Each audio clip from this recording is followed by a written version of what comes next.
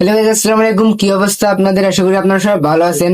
আজকে আমি একটা টপিক নিয়ে কথা বলবো। আজকে আমি মিঠাপুর স্বাস্থ্য কমপ্লেক্সে গেছিলাম। সেখানে কি হয়েছে, 5 টাকার টিকিটে আপনারা অনেকেই জানেন যে একটা টিকিট পাওয়া যায়। ওই টিকিটটা নিয়ে ডাক্তারকে দেখালে তারা পরামর্শ দেয় এবং কিছু ওষুধ লিখে দেয়। আমি ওটা নিয়ে গেছিলাম। মানে সমস্যাটা আমার না, আমার কাছে ভাইয়ের, মানে হচ্ছে আমার ফুফাতো ভাইয়ের। ওর হচ্ছে পায়ের সমস্যা। আমি তাকে নিয়ে গেছি। আমি বলো ভিডিওটা করতে পারি না, এই জন্য এই ভিডিওটা করতেছি। মানে যাওয়ার পরে ওষুধ যখন নিতে গেছি, তারা আমাকে একটা ওষুধ দিছে, শুধু হচ্ছে প্যারাসিটামল দিছে এবং এর সঙ্গে একটা ক্যালসিয়ামের ওষুধ ছিল, সেগুলো কি তাদের কাছে নাই। আমাকে বলেও নাই যে এগুলো নাই, ওরা শুধু দিছি আমাকে প্যারাসিটামল দিচ্ছে। আমি যখন নিয়ে যাচ্ছিলাম, তখন আবার মাথায় মনে পড়লো যে একটু ডাক্তারের কাছ থেকে শুনে আসি। আর যখন ডাক্তারের কাছে গেলাম, ডাক্তার বললো যে এই ওষুধটা নাই, কি এরা বসে থাকে, একটা ওষুধও নাই।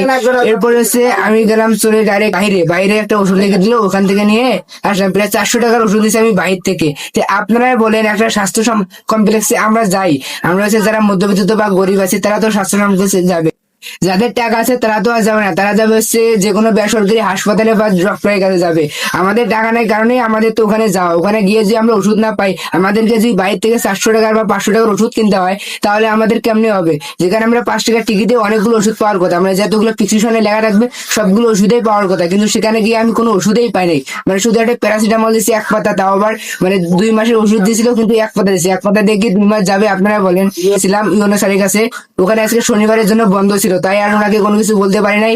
আপনারা হচ্ছে ভিডিওটা বেশি বেশি করে শেয়ার করবেন, যাতে এটা হচ্ছে যারা এই দায়িত্বে আছে তাদের কাছে পৌঁছায় এবং এটা যেন ওষুধগুলো জানি ভালোভাবে ওরা রাখে, যাতে আমাদের ভাই। আমি হচ্ছে ভাবছিলাম যে আমার একারে বা অনেকেরই দেখলাম, মানে হচ্ছে প্রচুর লোকের দেখলাম এই সমস্যা। অনেকে হচ্ছে ওষুধ পাচ্ছে, আবার অনেকে পাচ্ছে না, কারো করে একেবারে সব ওষুধ নাই। মানে হচ্ছে আমারটাও একটা ছিল, আর হচ্ছে অনেকে দেখি পিছনে যেসব ওষুধ লেখা আছে একটাও নাই। আপনারাই বলেন তাহলে এখন এদের কি করা যায়? আপনারা ভিডিওটা বেশি বেশি শেয়ার করে দেন, যাতে কর্তৃপক্ষে যারা আছে তাদের কাছে ভিডিওটা চলে যায়।